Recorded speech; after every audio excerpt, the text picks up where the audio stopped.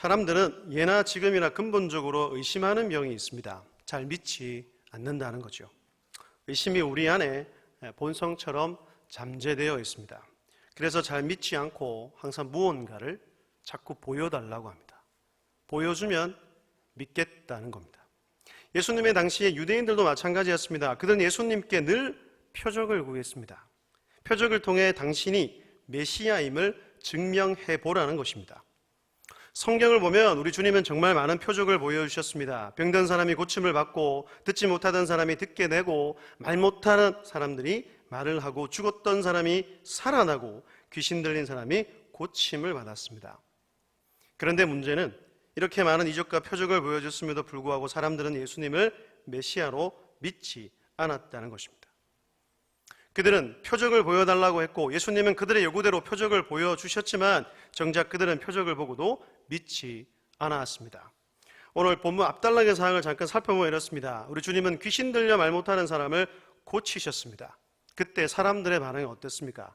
그들은 표적을 보고 믿기는커녕 오히려 귀신의 왕 바알세불의 힘을 빌려서 귀신을 쫓아냈다고 비방하였습니다. 그렇게 하면서도 계속 표적을 보여달라고 요구했습니다. 16절을 보시면 이렇게 기록되어 있죠.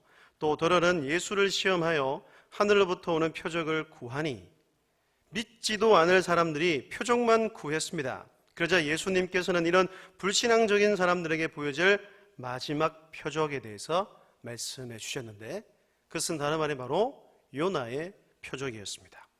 11장 29절과 30절을 성경책을 보고 함께 읽어보겠습니다. 시작. 무리가 모였을 때에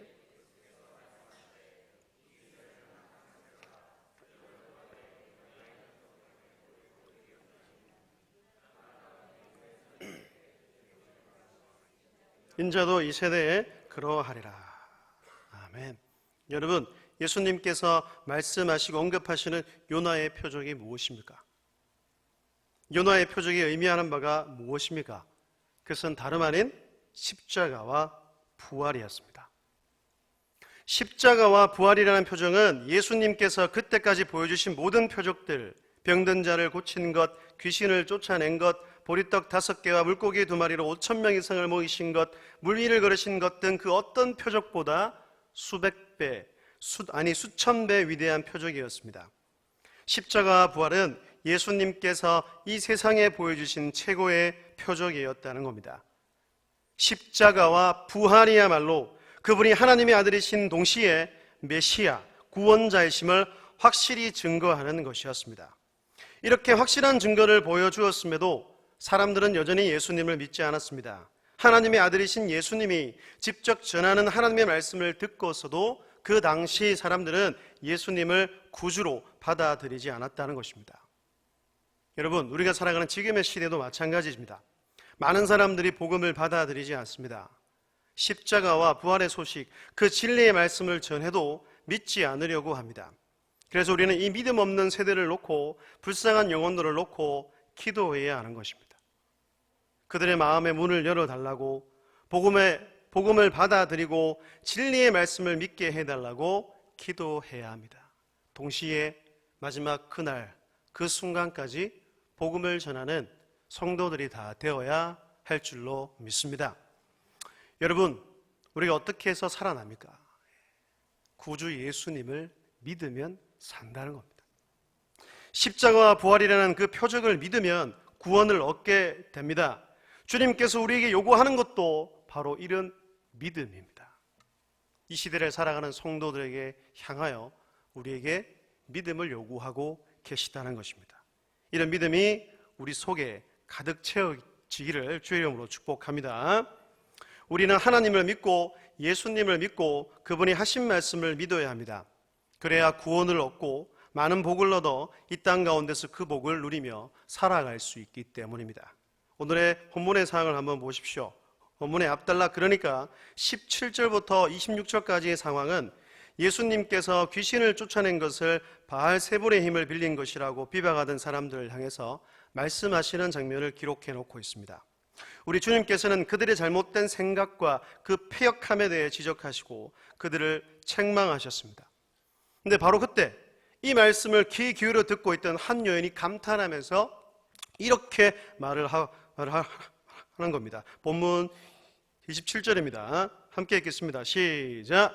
이 말씀을 하실 때에 무리 중에서 한 여자가 음성을 높여 이르되 당신을 뵌 태와 당신을 먹인 저지 복이 있나이다 하니.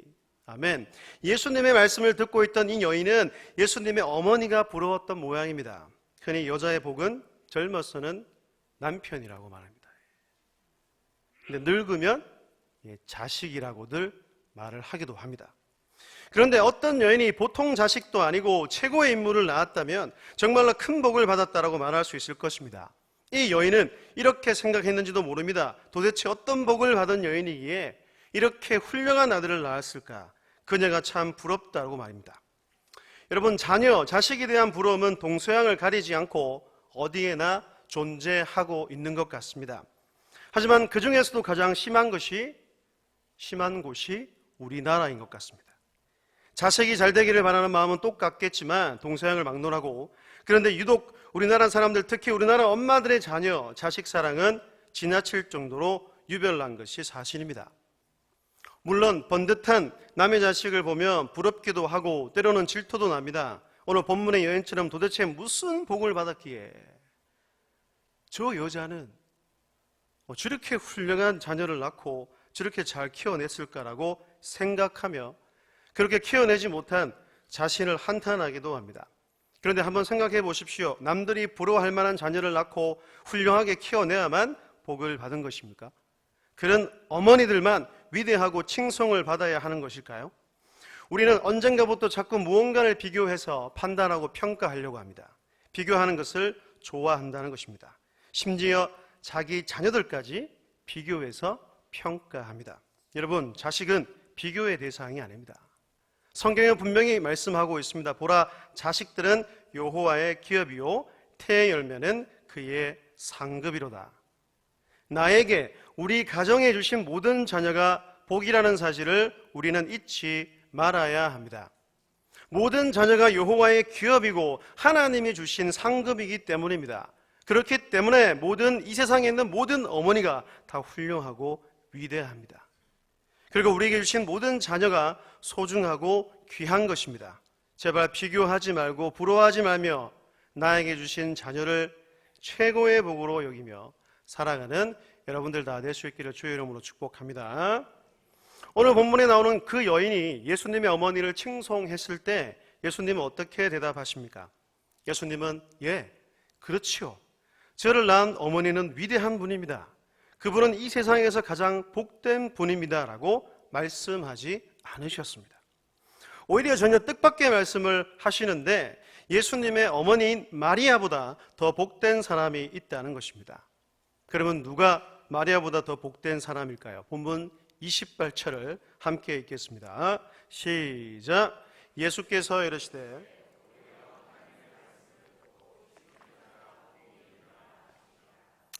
아멘. 어떤 사람이 복이 있다고 주님 말씀하십니까? 하나님의 말씀을 듣고 이 말씀을 지키는 자가 복이 있느니라. 할렐루야. 예수님께서는 하나님의 말씀을 듣고 지키는 자가 복이 있다고 말씀하셨습니다.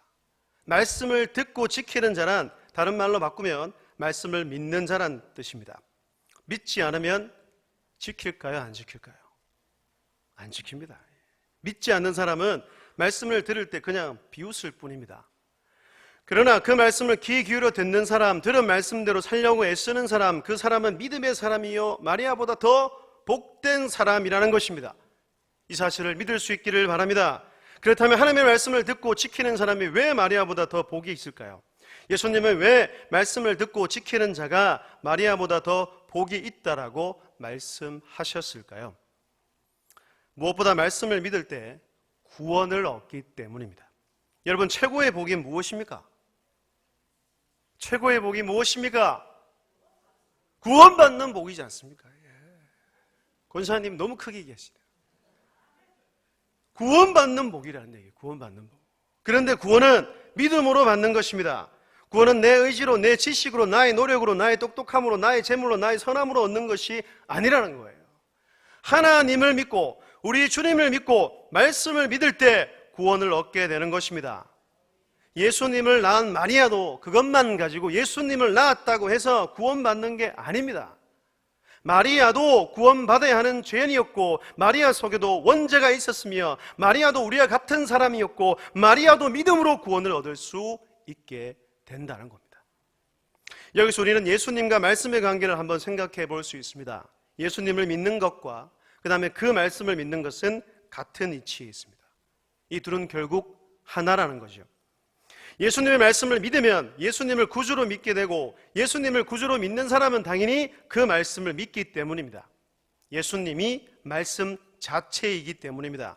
성경은 그것을 분명하게 말씀하고 있습니다. 요한복음 1장 1절과 14절을 제가 읽겠습니다. 태초에 말씀이 계시니라. 이 말씀이 하나님과 함께 계셨으니 이 말씀은 곧 하나님이시니라. 14절에 말씀이 육신이 되어 우리 가운데 거하심에 우리가 그의 영광을 보니 아버지 독생자의 영광이요 은혜와 진리가 충만하더라.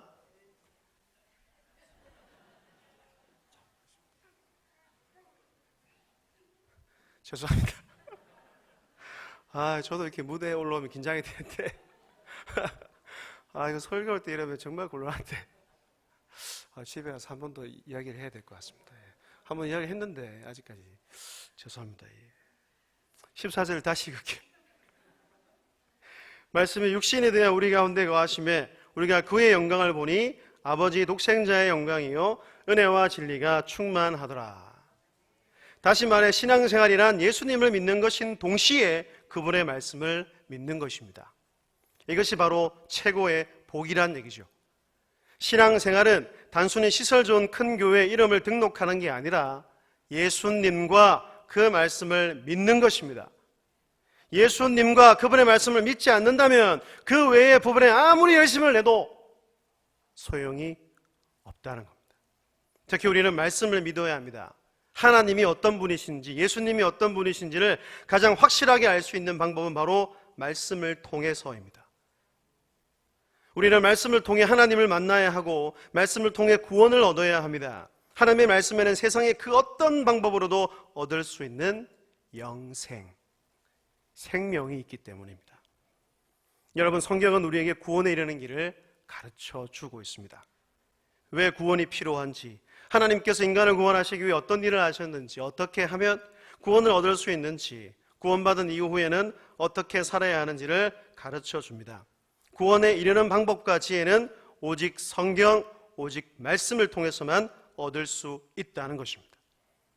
여러분, 하나님의 말씀에는 사람의 마음과 영혼을 변화시키는 힘과 능력이 있음을 믿으십시오.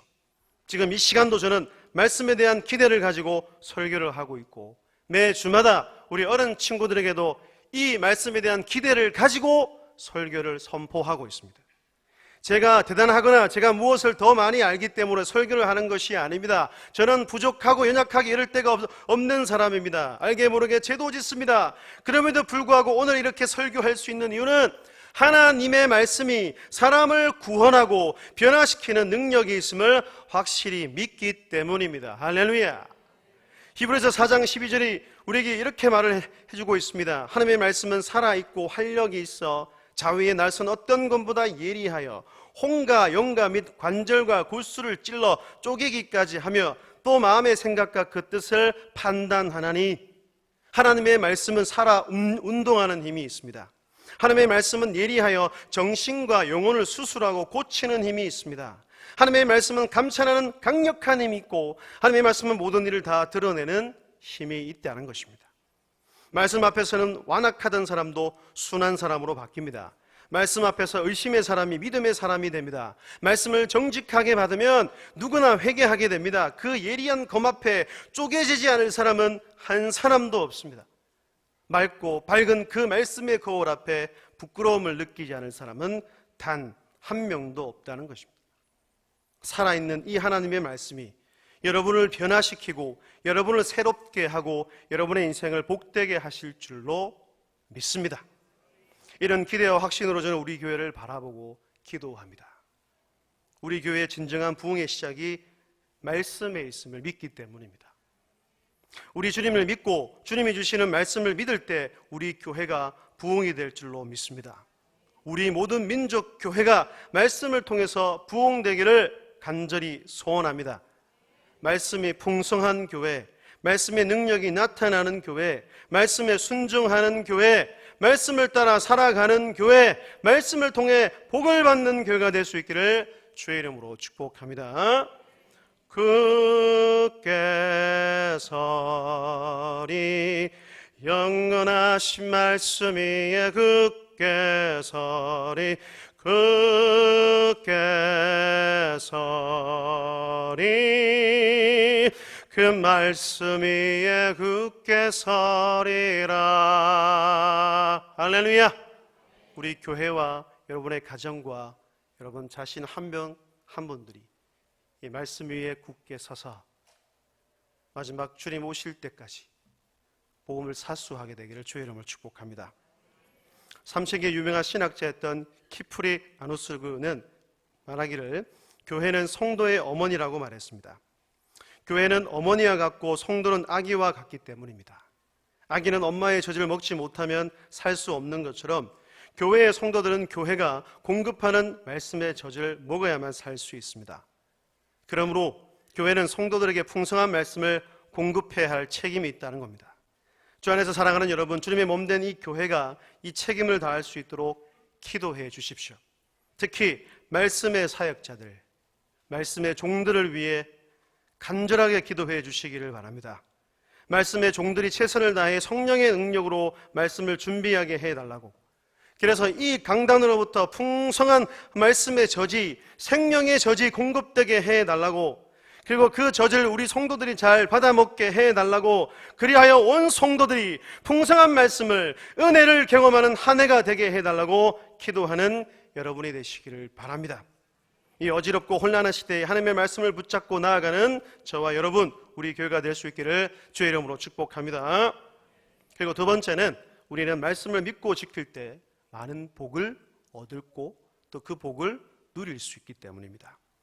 신명기 28장은 유명한 복의 말씀이 선포된 장입니다. 3절 이하의 말씀을 제가 읽어보면 이렇습니다. 성읍에서도 복을 받고 들에서도 복을 받을 것이며 네 몸의 자녀와 네 토지의 소산과 네 짐승의 새끼와 소와 양의 새끼가 복을 받을 것이며 네 강주리와 떡 반죽 그릇이 복을 받을 것이며 네가 들어와도 복을 받고 나가도 복을 받을 것이니라. 여러분, 우리 하나님 우리에게 복 주시기를 원하시는 분입니다. 땅에 기름진 것으로, 하늘에 신령한 것으로 내려주기를 원하신다는 얘기예요. 그런데 이 복을 받는 비결이 무엇입니까? 28장 1절 2절에 이렇게 말합니다. 네가 내 하나님 여호와의 말씀을 삼가 듣고 내가 오늘 내게 명령하는 그의 모든 명령을 지켜 행하면 네 하나님 여호와께서 너를 세계 모든 민족 위에 뛰어나게 하실 것이라. 네가 내 하나님 여호와의 말씀을 청종하면 이 모든 복이 내게 임하며 내게 이르노니. 복을 얻어 하나님이 주신 복을 누리며 살 수 있는 조건이 무엇입니까? 여러분, 복의 비결은, 복받는 비결은 하나님의 말씀을 듣고 지키는 것이라고 분명히 말씀하고 있습니다. 하나님의 복을 받고 그 복을 누리는 길은 다른 것에 있는 것이 아니라 하나님의 말씀을 능력의 말씀으로 믿고 귀를 기울이고 그 말씀에 순종할 때 그 복이 임하게 된다는 것입니다. 사랑하는 여러분, 오늘 우리 자신과 우리 자녀들, 우리 후손들이 복을 받게 되기를 원하십니까? 하나님의 말씀에 귀를 기울이고 그 말씀에 순종하십시오. 이거 믿음을 전수하시고, 믿음을 전수할 수 있는 가장 좋은 방법이 바로 하나님의 말씀을 가르치는 것입니다. 그래서 우리 교회가 아기 학교도 하려고 하는 거고 다니엘 스쿨을 하려고 하는 겁니다. 매일매일 말씀을 먹이자는 겁니다. 준비된 말씀을 가지고 우리 아이들에게 하나님이 이런 분이시다, 말씀을 통해서 우리 아이들이 하나님을 만나야 됩니다. 여러분, 지금 가장 중요한 시기입니다. 그죠? 또 7월 달에는 요한계시록 부흥회도 한답니다. 그것을 위해 무엇을 해야 할까요? 준비를 해야 됩니다. 또 7월 달부터 또 8월 달까지 이어지는 선교도 있고 성경 학교도 있고 여러분 초등 1, 2, 3부 같이 캠프를 갑니다. 기도해 주시기를 바랍니다. 말씀의 능력이 임하고 성령의 능력이 임하고 말씀과 기도와 찬양과 함께 어울려져서 눈물 터지고, 정말로 제가 바라는 거는 정말 주님을 만나서 우리 애들이 행복하게 살았으면 좋겠어요. 제 자녀뿐만이 아니고 제가 가르치는 우리 초등부 아이들, 우리 다음 세대 아이들이 그리스도 안에서 행복하게 살아가는 법을 말씀을 통해서 배웠으면 좋겠다는 겁니다. 그것을 위해서 많이 기도해 주시기를 바랍니다. 말씀을 맺겠습니다. 사랑하는 성도 여러분, 말씀이 능력입니다. 말씀이 생명입니다. 말씀 자체가 복이라는 사실을 믿으십시오. 이렇게 게을러지기 쉬운 이 계절에 말씀을 가까이 하여 하나님을 깊이 만나고 여러분의 믿음이 더 자라게 되기를 바랍니다. 마지막 성경 말씀인 요한계시록 1장 3절에 보면 이렇게 기록하고 있습니다. 이 예언의 말씀을 읽는 자와 듣는 자와 그 가운데에 기록한 것을 지키는 자는 복이 있나니 때가 가까움이라. 아멘. 마지막에 가까울수록 우리가 붙들어야 하는 것이 무엇입니까? 이 마지막 때에 대적 마귀와 싸워 이길 수 있는 확실한 무기, 가장 강력한 공격 무기가 무엇입니까? 하나님의 말씀인 줄로 믿습니다. 말씀과 그리고 기도로, 간절한 기도로 거룩해지고 주님을 닮아가고 세상을 능히 이기는 그리스도인이 되시기를 주의 이름으로 축복합니다. 우리 모두 말씀을 즐겨 읽고 즐겨 듣고 즐겨 묵상하고 그 말씀대로 그대로 믿고 그 말씀대로 실천하여 성령의 역사를 체험하고 능력 있는 그리스도인으로 살아가게 되기를 바랍니다. 여러분, 진정한 신앙인은 말씀을 붙들고 말씀을 가까이 하는 사람입니다. 참 신앙인이라면 말씀을 사랑하고 묵상하고 그 인생에 그 삶에 적용함으로써 말씀을 통해 날마다 하나님과 교제하는 사람이어야 한다는 겁니다. 이러한 사람에게 하나님께서는 풍성한 은혜를 베풀어 주실 줄로 믿습니다. 사랑하는 여러분, 말씀대로 살기 위해 최선을 다하십시오. 말씀을 붙들고 살아가십시오. 말씀만이 절대 진리임을 이 세상에 여러분을 통하여서 증명하시기를 바랍니다. 여러분이 그렇게 살아가면 여러분의 삶이, 여러분의 인생이 윤택하게 되고 행복하게 되며 엄청난 복을 받아 이 땅 가운데서 그것을 누리며 살아가게 될 것입니다. 날마다 승리하게 될 것입니다. 수많은 어려움을 이기고 이 땅에서 참된 그리스도인으로 당당하게 살아가게 될 줄로 믿습니다. 그리고 그 마지막에 반드시 구원을 얻어 우리 주님이 예비한 땅, 그 하나님 나라에서 그 영생을 누리게 될 줄로 믿습니다.